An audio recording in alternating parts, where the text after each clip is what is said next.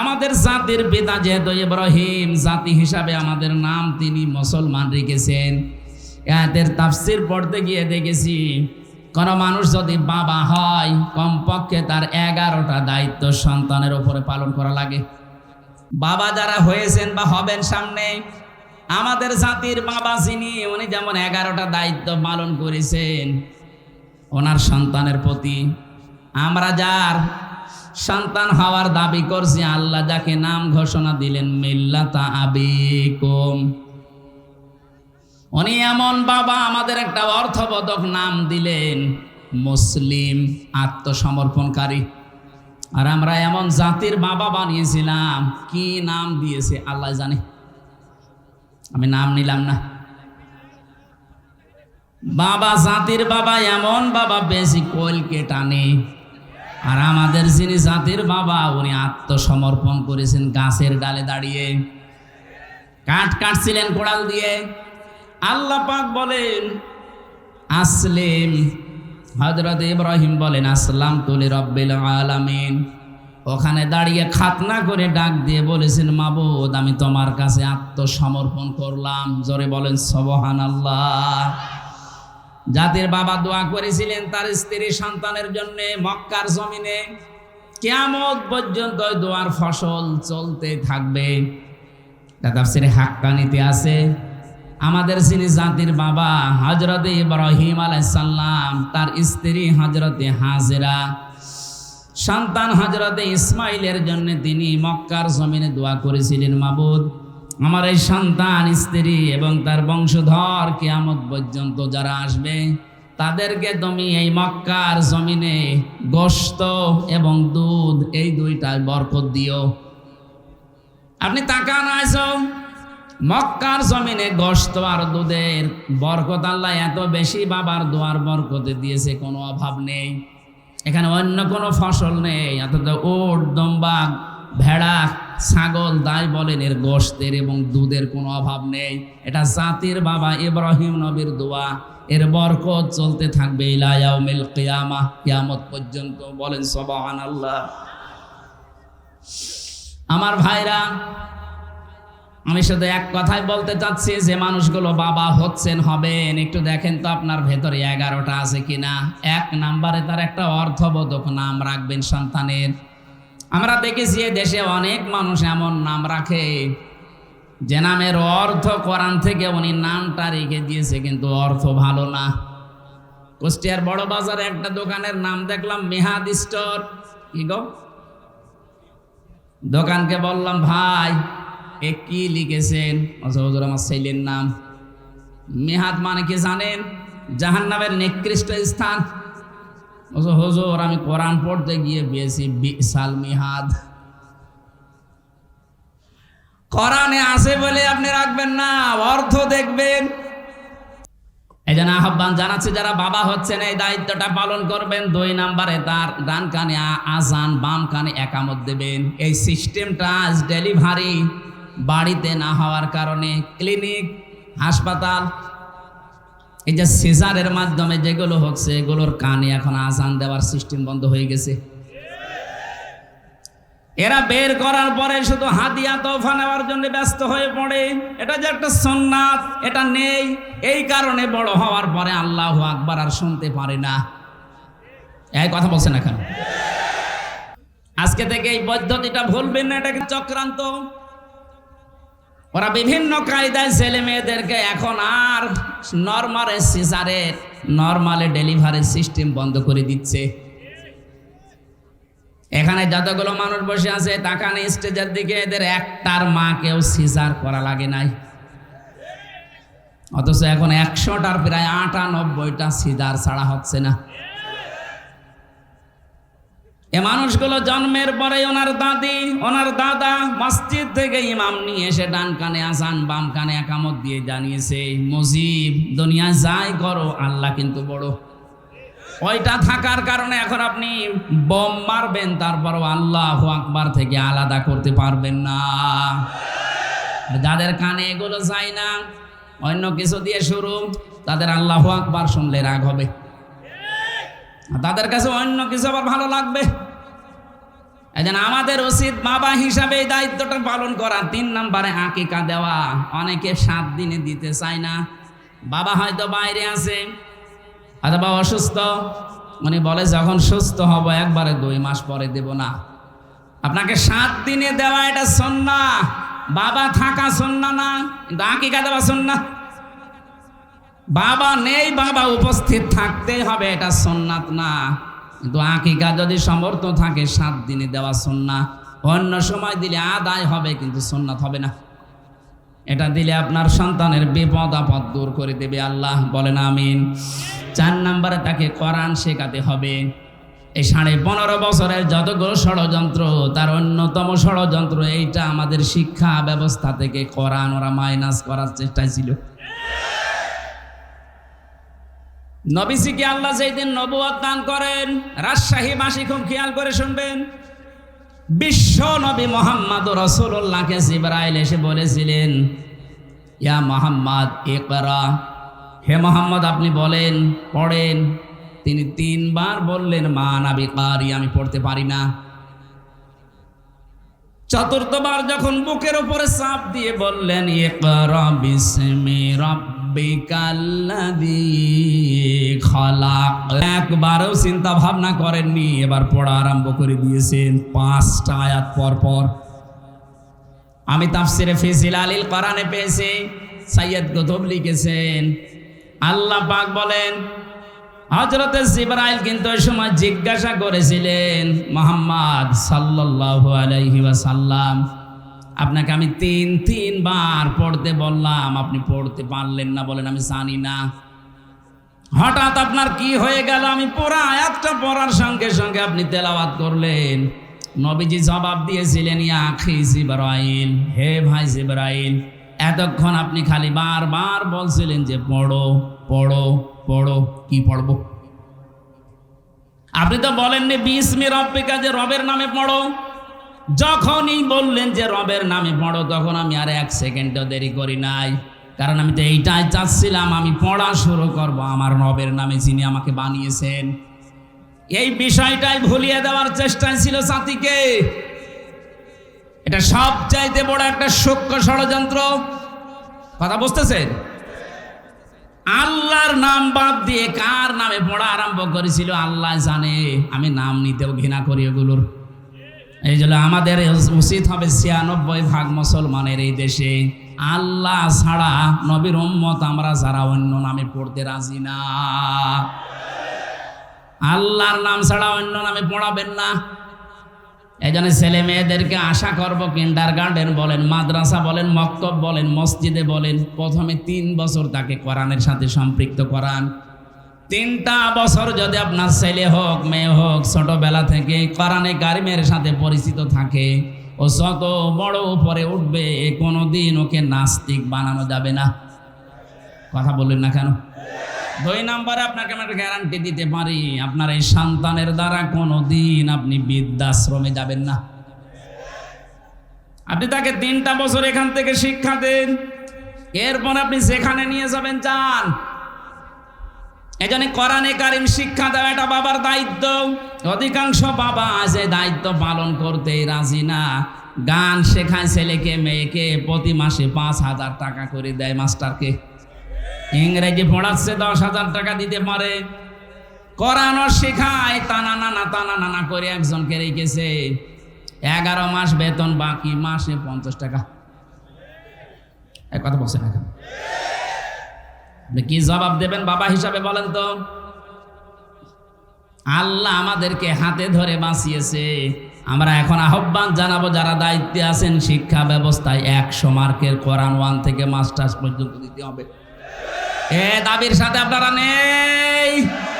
কারা কারা দাবি করেন দেখি দাও, লিল্লাহে তাকবীর। আলহামদুলিল্লাহ ভাই, দাবি হয়তো পর্যন্ত না গেলেও আরশ পর্যন্ত চলে গেছে। ইব্রাহিম আলাইহিস সালামকে আগুন থেকে বাঁচানোর জন্য একটা ব্যাঙ শুধু প্রসাব করেছিল, আল্লাহ এইটাও কবুল করে নিয়েছে। আর এক কাংলাস ফৎকার দিয়েছিল, আল্লাহ ওইটাও কবুল করেছে। এই জন্য কাংলাস দেখলে যদি কেউ মেরে ফেলতে পারে তার নেকি হয়। আর ব্যাঙের প্রসাব যদি কোনো জায়গায় লাগেও আপনার নাপাক হবে না, ওইটা দিয়ে আপনার নামাজ পড়া যাবে। সুবহানাল্লাহ বলতে পারেন নাই? আমাদের দাবি হয়তো যারা দায়িত্বে আছে তাদের পর্যন্ত নাও পৌঁছাতে পারে, যদিও মিডিয়া এখন আছে পৌঁছাচ্ছে, না পৌঁছালেও অসুবিধা নেই। আমরা দাবি তো করেছি, কিয়ামতে এই দাবিটার কারণে হয়তো আল্লাহ আমাদেরকে মাফ করে দিতে পারে ইনশাআল্লাহ। বাবার দায়িত্ব পালন করবেন 4 নম্বরে। 5 নম্বরে পেয়েছি 10 বছরে তাকে নামাজ পড়তে বলবেন।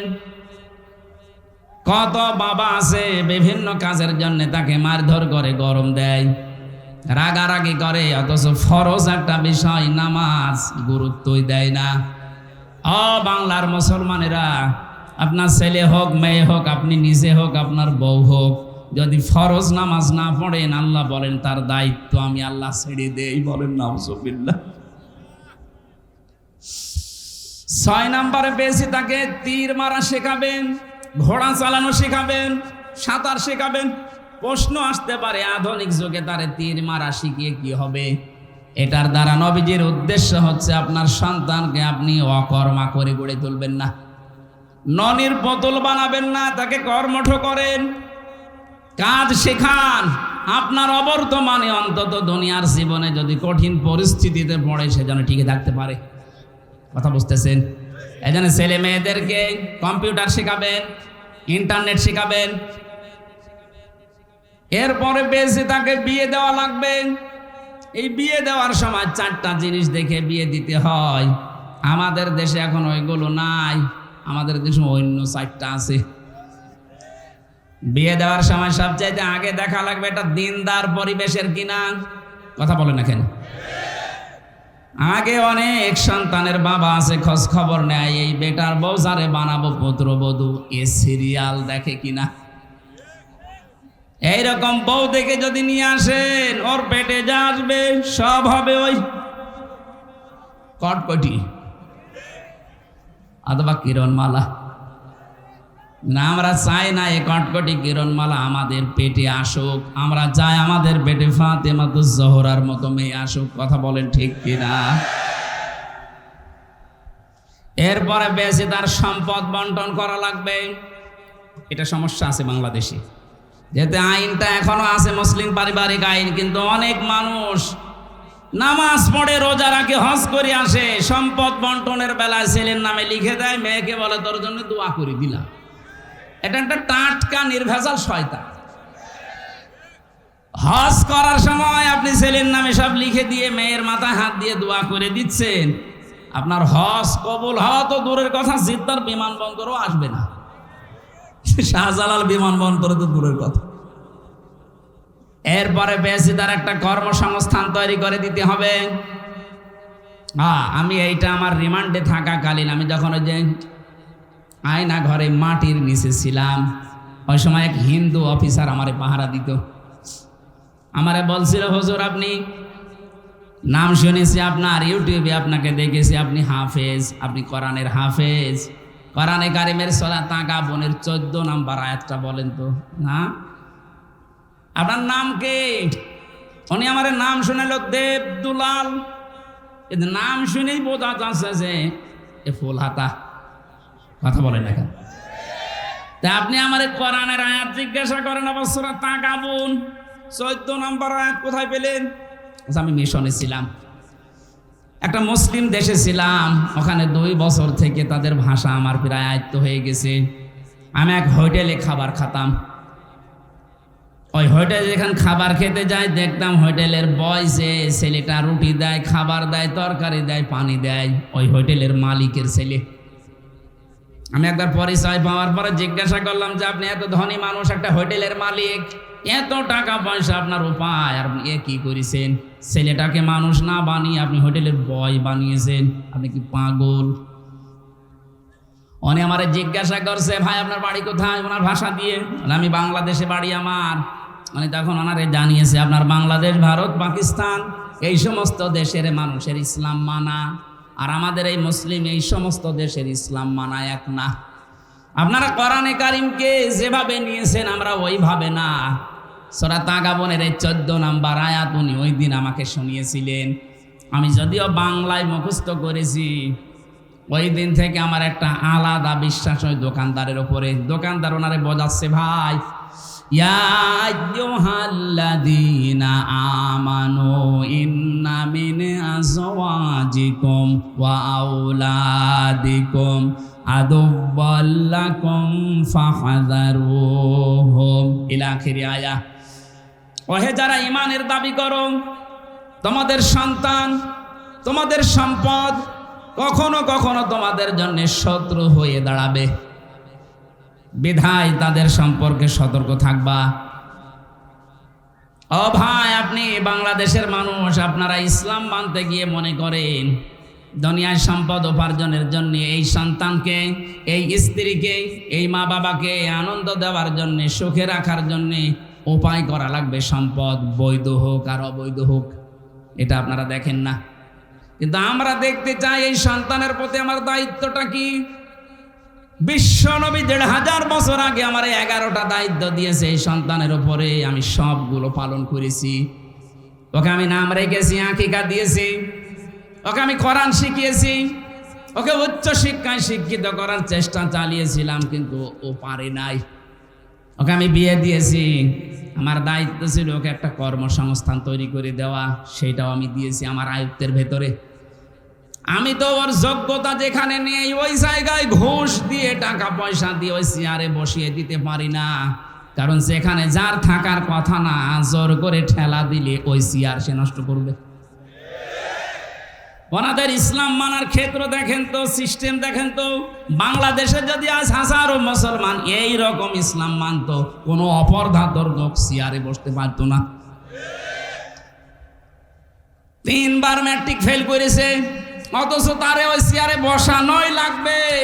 এটা যদি বাবার 10 লাখ টাকা 20 লাখ টাকা খরচ হয় তাও, আরে 15.5 বছর এটা আরো বেশি ছিল। মেধাবী যারা, এ মানুষগুলো ফার্স্ট ক্লাস ফার্স্ট হওয়ার পরও জায়গায় যেতে পারে না, শুধু টাকার জন্যে আর দলীয় পরিচয়ের জন্য। এই কথা বলছেন, আপনার ওই সন্তান, আপনার ওই স্ত্রী, আপনার মা বাবা যে শত্রু, কখনো কখনো আপনি টের পাচ্ছেন। এই যে সিন্ডিকেট করে যারা মালের দাম বাড়িয়ে দিচ্ছেন, হাদিস এসেছে যারা সিন্ডিকেট করে মালের দাম বাড়িয়ে দেয়, এই মানুষগুলো আল্লাহর কাছে জালেম। সিন্ডিকেটের মাধ্যম কি আপনার মনে এই বিশ্বাস যে আমার অবৈধ টাকা পয়সা যা ইনকাম হবে, উপায় হবে আমার ছেলে মেয়ে স্ত্রী সুখে থাকবে, আরামে থাকবে? আমিও জানি অবৈধ ইনকামের কারণে আপনার টাকা পয়সা নিয়ে হয়তো আপনার স্ত্রী, আপনার সন্তান, আপনার মা বাবা এরা 2 পায়ে খাড়া আছে আপনার এই অবৈধ সম্পদ ভোগ করতে। কিন্তু এই অবৈধ সম্পদ উপায় কারণে যত গোনা হবে, একটা গোনাও আপনার বউ রাজি না নিতে। এই কথা বললেন না কারণ আপনি আজকে যে একটু জিজ্ঞাসা করেন তো, যদি নিতে রাজি হয়, আল্লাহর কসম আমি ওয়াজ করবো না। ও খারাপ স্ত্রী হোক, তারপরও বলবে তুমি যা করো করো, ওটা তোমার ব্যাপার, তোমার একটা পাপ আমি নিতে রাজি না। ওই মুসলিম দেশের ওই হোটেল, ওই দোকানদার ওনাকে জানিয়েছে, ভাই আপনি শুনলাম আপনার নাম যা, আপনি জাতিতে অন্য ধর্মের মানুষ, আপনার ওই সমস্ত দেশে যারা মুসলিম আছে তারা ইসলামকে এইভাবে মনে করে, আর আমি জানি আমার এই সন্তান চোখ বন্ধ হওয়ার পরে আমার কোনো উপকারে আসবে না। ওকে অবৈধ কোনো রাস্তা লাইন ধরিয়ে দিলে যত ইনকাম হবে ওইটা ফ্ল্যাক্সি লোড হয়ে বিকাশ হয়ে আমার কবরে আসতে থাকবে। আমি ওর জন্য কোন কারণে এটা করে যাব? এই জন্য আপনাদের আহ্বান জানাই, বাবা হিসাবে সন্তানের 9 নাম্বার দায়িত্ব আপনার, তার জন্যে কর্মসংস্থান জায়েজ, যেটা যতটুকু হোক, ওর যতটুকু যোগ্যতা হোক আপনি তৈরি করে দেন। 10 নাম্বার তার জন্য দোয়া করেন। 11 নাম্বারে বেজিং, সব সময় তার জন্য আপনি মঙ্গল কামনা করবেন। বাবা হিসাবে 11টা দায়িত্ব যদি কেউ পালন করতে পারে, কিয়ামতের দিন ওই সন্তান ছেলে আর মেয়ে বাবার জন্য সুপারিশ করে জান্নাতে নিয়ে যাবে। আল্লাহ এরকম বাবা হওয়ার তৌফিক দাও, বলেন আমিন। আমি যেটা তুলেছিলাম কথা, হযরত ইব্রাহিম নবী আমাদের জাতির পিতা, আল্লাহ পাক তাকে নির্বাচিত করেছিলেন 50টা পরীক্ষার পর। 50টা পরীক্ষা দেওয়ার পরে তিনি আল্লাহকে ডাক দিয়েছিলেন, ক্বালা ওয়া মিন যুররিয়াতি।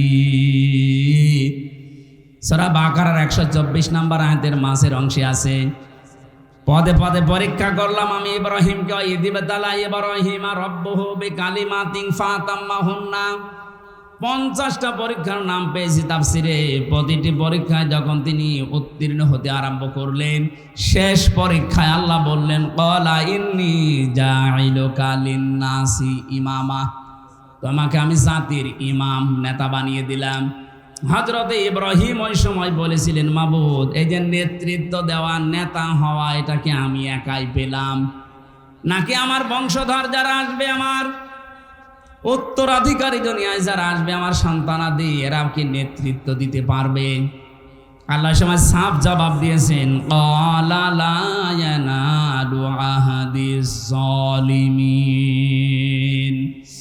হে ইব্রাহিম, তোমার সন্তানাদি দুনিয়ায় যারা কিয়ামত পর্যন্ত আসবে, তারা নেতা হতে পারবে, নেতৃত্ব দিতে পারবে, কিন্তু কোনো জালেমের জন্য আল্লাহর ওয়াদা নেই। ইয়ানালু এটা মোজারে, বর্তমান, ভবিষ্যৎ, প্রেজেন্ট, ফিউচার। কোন জালেমের জন্য আমি আল্লাহর কোনো ওয়াদা নেই। তাহলে আয়াত দ্বারা কি দলিল নিতে পারেন? জালেম যারা, তারা নেতা হতে পারবে না, নেতৃত্ব দিতে পারবে না, বলেন। অথচ 15.5 বছরে যারা সবচাইতে বড় জালেম ছিল, তারাই বড় নেতা ছিল। যেহেতু এখন পরিবেশ এসেছে, কোরআনে কারিম আমরা এমন ভাবে মানতে চাই, এ দেশে কোনো জালেমকে আমরা আর নেতৃত্বের জায়গায় দেখতে চাই না। হ্যাঁ, রাজি আছেন না? বাবার কথাটা তো মানবেন। আমাদের আসল বাবা, যিনি জাতির বাবা, ওনাকে আল্লাহ এই ঘোষণায় দিয়েছেন, তোমার সন্তানাদিতে যারা আসবে কিয়ামত পর্যন্ত, আমির হামজা আসবে, মুজিব আসবে, আব্দুল খালেক আসবে, এরা যদি জালেম হয়, এদের নেতৃত্ব মানা যাবে না। কথা বলে না কেন? এই ফতোয়াকে আমি বানালাম, আজকে থেকে সিদ্ধান্ত নিয়ে বাড়ি যাবেন, যদি কোনো জালেম, সে যে দলের লোক হোক, ওর পেছনে থাকা যাবে না। আশা করি আপনি কথা বুঝতে পেরেছেন। কোরআনে কারিম যারা এই নিয়তে শুনতে এসেছেন, যা এখন থেকে শুনবো আমি ওইটা মেনে নেব, আল্লাহ পাক যেন আমাদেরকে ঠিক হযরতে ওমরের মতো কোরআনে কারিম মেনে নেওয়ার তৌফিক দেন, বলেন আমিন। আমি ছোটা আমার ভাইরা, আল্লাহ পাক ঘোষণা দিচ্ছেন তাসিম মিম, হরফে মুকাত্তাআত। যদিও কিছু কিছু মুফাসসিরিন ইকরাম অনুমান ভিত্তিক একটা অর্থ দাঁড় করিয়েছে, এটার আসল অর্থ আল্লাহ এবং তার রাসূল জানেন। আল্লাহ পাক বলেন, তিলকা আয়াতুল কিতাবিল মুবিন, এই যে আয়াতগুলো, এগুলো স্পষ্ট কিতাবের আয়াত। এখান থেকে আমি তাফসিরে পেয়েছি, এটা তাবারির ভেতরে আছে। কোরআনে কারিমের কাছে যারা আসে, ওরা আর গোপন থাকতে চায় না। কোরআন যেহেতু ওপেন, স্পষ্ট, কোরআন যারা পড়ে বসে, এই মানুষগুলো ওপেন হতে চায়। এজন্য দেশে একামতে দিনের দায়িত্বে যারা আছে, এরা হুট করে ফেরেশতার মতো চলে আসবে না। ছোটকাল থেকে তাদেরকে গড়ে তোলা হয়। দেখবেন প্রথমে আপনি কোরআন কতটুকু পড়েন, এটা লিখে রাখা লাগে। কথা বলেন ঠিক কিনা? আপনাকে আমি গ্যারান্টি দিচ্ছি, কোরআনে কারিমের এই সিলেবাস যদি এভাবে আপনি 6 মাস একাধারে শেষ করতে পারেন, প্রতিদিন অন্তত 3 আয়াত, 2 আয়াত, 1 আয়াত করেও যদি আপনি অর্থ বুঝে বুঝে পড়তে পারেন, যতটুকুই আপনার আয়ত্ত হবে, বাকিটা আপনাকে আল্লাহ নিজে আয়ত্ত করিয়ে দেবে। কিন্তু ইখলাস থাকা লাগবে। 6 মাস একাধারে এর সাথে আপনি লেগে থাকবেন। হযরত ওমর সেই দিন কোরআনের কাছে এসেছেন, নবীজিকে জিজ্ঞাসা করেছিলেন, হে নবী, এটা কি সত্য কিতাব না মিথ্যা? তিনি বললেন, এটা সত্য। হযরত ওমর বলেন, হে নবী, সত্য জিনিস গোপনে থাকবে কেন? আপনি আমারে অনুমতি দেন, কোরআনের পক্ষে আমি একটা ওপেন মিছিল করি কাবার চত্বরে। হযরত ওমর মুসলমান হওয়ার পরে কোরআনের কাছে এসেই তিনি ওপেন হতে চায়।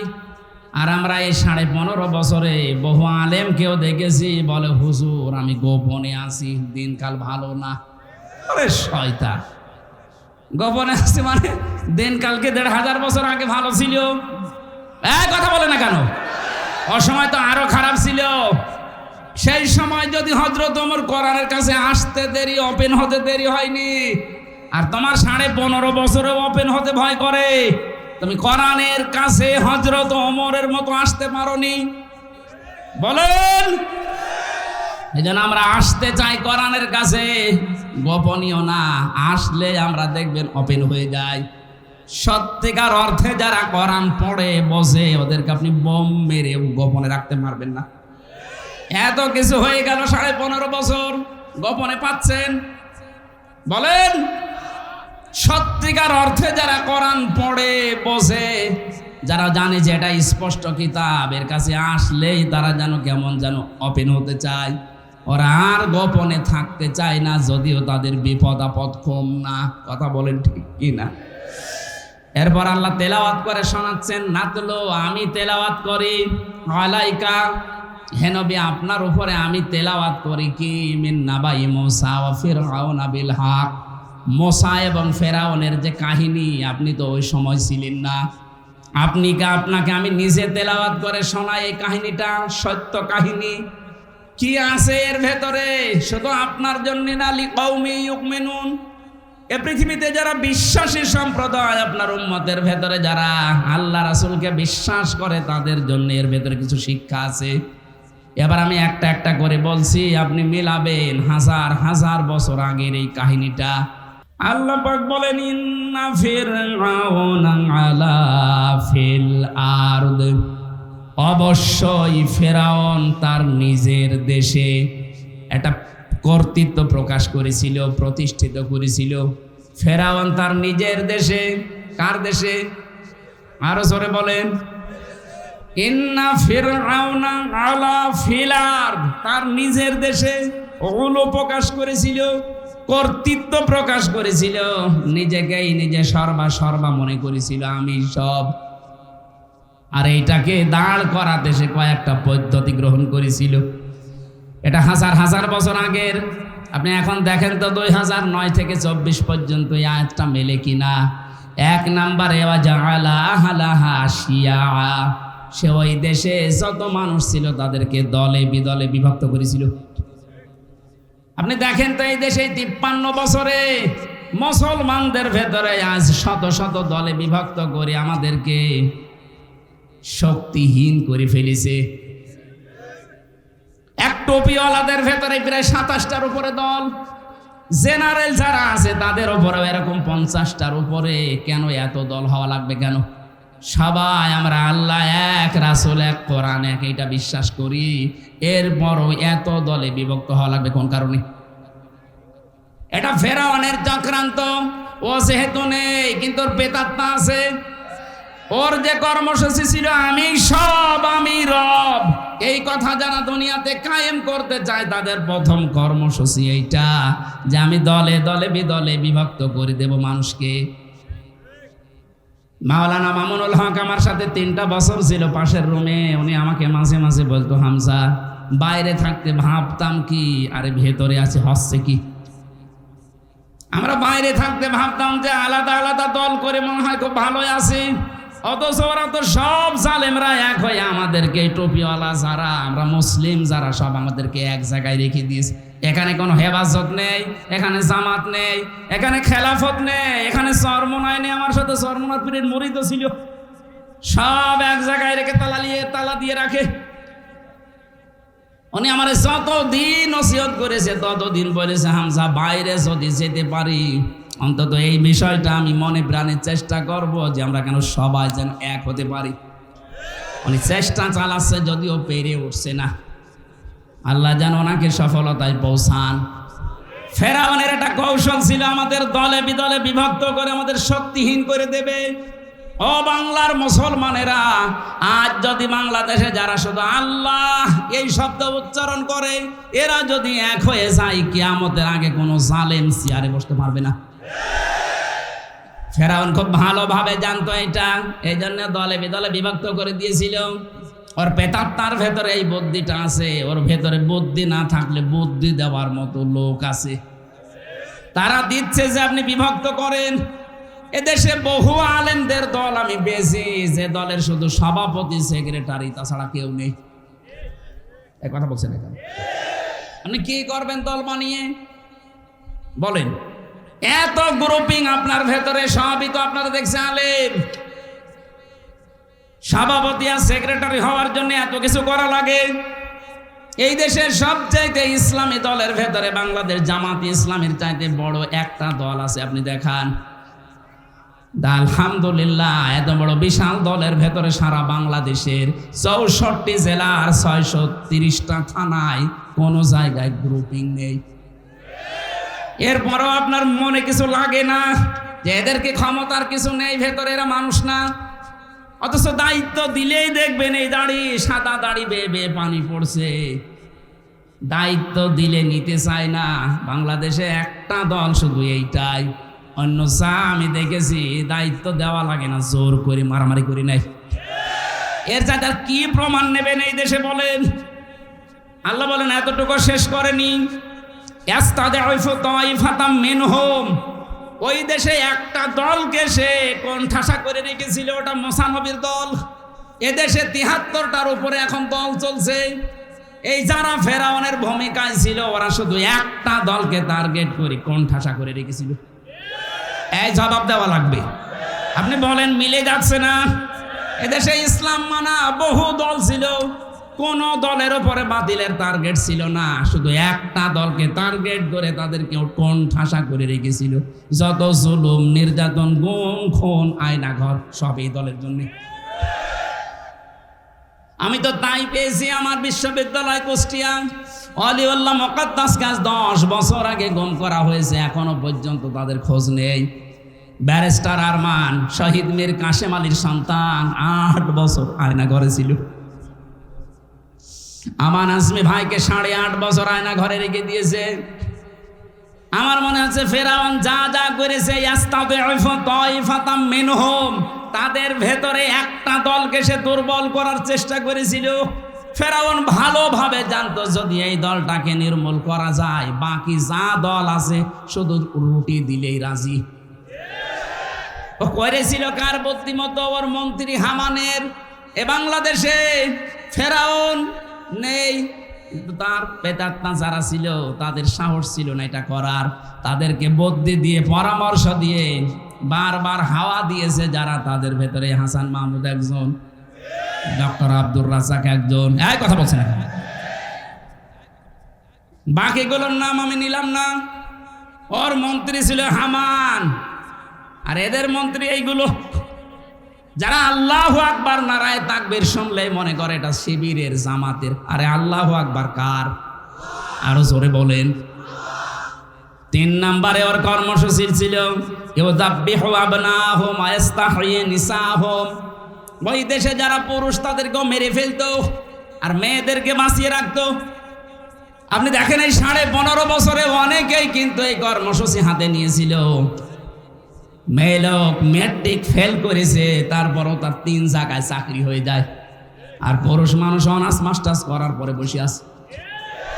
এটা মেরে ফেলা বলে না। 2 নম্বরের ব্যাখ্যা, ও পুরুষ মানুষদেরকে মেরে ফেলতো আর নারীদেরকে ভোগ করার জন্য বাঁচিয়ে রাখতো দাসীবাদী করে। আল্লাহ পাক বলেন ইন্নাহু কানা মিনাল মুফসিদিন, ও ছিল ফ্যাসাদ সৃষ্টিকারী, স্বৈরাচারী, সন্ত্রাসী। এতটুকু আল্লাহ শেষ করেননি। এবার আমার মনে হয় যেটা বলবো এটা খাপের খাপ, মমতাজের বাপ মিলে যাবে। অনুরিদু আন্নামুন্না আলাল্লাযীনা ইসতাযিফু ফিল আরদি। আল্লাহ বলেন এই অবস্থা যখন ফেরাউন চালাচ্ছিল, আমি আল্লাহ একটা ইচ্ছা করলাম, ওই দেশে যাদেরকে সে দুর্বল করে, হীন করে, ছোট করে, অপদস্থ করে রাখতে চায় তাদের ওপরে আমার মানান আমি দিলাম। মানান মানে অনুগ্রহ করা, দয়া করা, অনুকম্পা করা। আমি আল্লাহ নিজে তাদের উপরে মায়া করলাম, দয়া করলাম, অনুগ্রহ করলাম, একটা রহমত দিলাম। কি সেই রহমত? ওয়ানাজআলাহুম আইম্মাতান। ওই দেশে আমি আল্লাহ তাদেরকে নেতৃত্ব দিয়ে দিলাম, জাতির নেতা তাদেরকে বানিয়ে দিলাম। আপনি গতকালকার রিপোর্ট দেখেন, আগস্টের 5 তারিখের পর থেকে এই নভেম্বরের 4 তারিখ পর্যন্ত একটা রিপোর্ট আমি পেয়েছি। ভ্যান চালককেও যদি জিজ্ঞাসা করেন ভাই আপনি কাকে চান, সে বলবে আমি ইসলামকে চাই। এ পরিবেশ আল্লাহ তৈরি করে দিচ্ছে। হ্যাঁ, কথা বলেন না কেন? ইসলাম কোনোদিন রাশেদ খান মেনন নিয়ে আসবে, হাসানুল হক ইনু নিয়ে আসবে, এই ব্যারিস্টার দালাল সমন নিয়ে আসবে? আর ইসলাম ধ্বংস করার লাইনে আছে। ইসলাম যারা নিয়ে আসতে চায় ভ্যান চালক মূর্খ মানুষ, এজন্য হয়তো বলতে পারছে না, এজন্য ওর কথার ভেতরে এইটা লুকিয়ে আছে, আমরা ইসলাম চাই। ইসলাম যারা চায়, এদেশে এখন 100 জনের 58 জন মানুষ চাচ্ছে এদেশে ইসলাম কায়েম হোক। আর চক্রান্ত হচ্ছে, আল্লাহ যেন এটা নিজে কন্ট্রোল করেন। আল্লাহ শেষে জানিয়েছেন ওনা জাআলাহুমুল ওয়ারিসিন, ওই দেশে আমি মুসা নবীর দলকে ওই এলাকার জন্য ওয়ারিস বানিয়ে দিলাম। আমার তো চর্মচোখে দেখায় কোরআনের আয়াতটা যেহেতু 100% সত্য, এদেশে আমরা যারা এই 53.5 বছর অত্যাচার জুলুম নির্যাতনের শিকার হয়ে এক পেশে হয়েছিলাম, কণ্ঠাসা হয়েছিলাম, কেন জানি মনে হচ্ছে আল্লাহ নিজে তাদের উপর রহমতের হাত বুলিয়ে দিয়েছে। তাদেরকে আজ জাতি নেতা হিসাবে মানছে। এক কথা বলেন না কেন? এর বাস্তব প্রমাণ আমিরে জামাত ডাক্তার শফিকুর রহমান যেখানেই যাচ্ছে লক্ষ লক্ষ মানুষ, দাওয়াত দেওয়া লাগে না, পঙ্গপালের মতো ছুটতেছে। এই মুহূর্তে যদি জরিপ হয় এই দেশের রাষ্ট্রপতি হওয়ার যোগ্যতা কার আছে, আমার মনে হয় 100 জনের 80 জন বলবে ডাক্তার শফিকুর রহমান। আপনি একটু জরিপ চালিয়ে দেখেন নিরপেক্ষভাবে, রাতের আধারে, এইটাই বলবে। আল্লাহ এতটুকু শেষ করেননি, অনুমাক্কিনা লাহুম ফিল আরদ, শেষে আল্লাহ বলেন আমি তাদেরকে জমিনের শাসন ক্ষমতা দিয়ে দিলাম। এইটা এখন বাকি আছে, এটা আমরা দেখতে চাই। আল্লাহর ওয়াদা মিথ্যা হবে? অনুমাক্কিনা লাহুম ফিল আরদ, জমিনে আমি তাদেরকে শাসন ক্ষমতা দিয়েই দিলাম। কেন দিয়েছি জানো? অনুরিয়া ফিরআউনা ও হামানা ও জুনুদাহুমা মিনহুম মা কানু ইয়াহযারুন, ওই দেশে ফেরাউন, হামান এবং তার সৈন্যবাহিনী দলবল যে মুসা নবীকে ভয় পেত, যাদেরকে নিয়ে দুশ্চিন্তায় থাকতো, এরা আসলে আমাদের খবর আছে। আল্লাহ পাক সেটা দেখাতে চেয়েছেন যে তোদের নাকের ডগার উপর আমি তাদের বসাবো। এইটা শুধু বাকি আছে। আয়াত অনুযায়ী সূরা কসস আল্লাহ মিথ্যা নাযিল করেছে। আরো জোরে বলেন। 1 থেকে 6 আয়াত পর্যন্ত আমি কথা বলেছি। যতটুকু বললাম আমার আল্লাহ যেন আমাদের চর্মচোখে আয়াতগুলো প্র্যাকটিক্যাল লাইফে দেখান, বলেন আমিন। তাহলে মাহফিল সাকসেস হবে ইনশাআল্লাহ। আল্লাহুম্মা আমিন। লা ইলাহা ইল্লা আনতা সুবহানাকা ইন্নী কুনতু মিনাজ জালিমিন। রব্বুল আলামিন 53 বছর বাংলাদেশটা বিভিন্ন আইন দিয়ে চলেছে, আমরা দেখেছি। কোরআন দিয়ে চললে কেমন দেখা যায় আজও দেখি নাই। আমি কথা চালিয়ে যেতাম, আমার শারীরিক অসুস্থতা এবং একটা পোকা যাবার কারণে তুমি দেখতে পাচ্ছ আমি অসুস্থ হয়ে গেছি। এই জন্য আমি শেষ করে দিলাম। যা বোঝাতে চেয়েছি তোমার আয়াত দিয়ে, তোমার আয়াত আমরা 100% বিশ্বাস করি। এই মাজলুম যারা বাংলাদেশে, আল্লাহ তুমি মুসা নবীর মতো বিজয় দিয়ে দাও। কোরআনে কারীম শোনার জন্য, বোঝার জন্য এত পাগল যে রাজশাহীর মানুষগুলো, এদেরকে হযরত ওমরের মতো বানিয়ে দাও। কোরআনের বিশাল আঞ্জাম দেওয়ার জন্য যারা, প্রচারের জন্য যারা শ্রম দিয়েছে, আল্লাহ তাদের সবাইকে তুমি হযরত ওমরের মতো বানিয়ে দাও। আজকে আসার পরে চেয়ারম্যান দোয়া চেয়েছে, যুবক মানুষ। এই মাহফিলের সভাপতির দায়িত্বে যিনি আছে, প্রধান অতিথি যিনি, আমাদের মাথার তাজ অধ্যাপক মুজিবুর রহমান সহ শত মানুষ এসেছে, এদেরকে আবু বকরের মতো বানিয়ে দাও। সম্মানিত মা বোনদের জন্য আলাদা করে কিছু বলতে পারলাম না। রব্বুল আলামিন তাদেরকে তুমি ফাতিমার মতো, আয়েশার মতো বানিয়ে দাও। এলাকায় মাটির নিচে যত মানুষ ঘুমিয়ে আছে, কোরআনের ইজ্জতে মাফ করে দাও। আগামীতে এই মাহফিলটা কোরআনের জন্য বিশাল আকারে কবুল করে নাও। তাফসীর মাহফিল নাম শুনলেই যার কথা মনে হয় কোরআনের পাখি শহীদ আল্লামা দেলাওয়ার হোসাইন সাইদি রহমাতুল্লাহ আলাইহি। আল্লাহ তোমার এই গোলামের কবরটা তুমি জান্নাতুল ফেরদাউস বানিয়ে দাও। আগামীর বাংলাদেশটা তুমি কোরআনের হাতে তুলে দাও। চর্মচোখে যেন দেখতে পারি 56,000 বর্গ মাইল তোমার কালাম দিয়ে চলছে। বারাকাল্লাহু লানা ওয়া লাকুম ফিল কোরআনিল আযীম। কখন কার কাছে আজরাইল চলে আসে জানি না। যখন এই মরণ আসবে, একবার হলেও যেন আমাদের এই মুখে জারি হয়ে যায় লা ইলাহা ইল্লাল্লাহু মুহাম্মাদুর রাসূলুল্লাহ।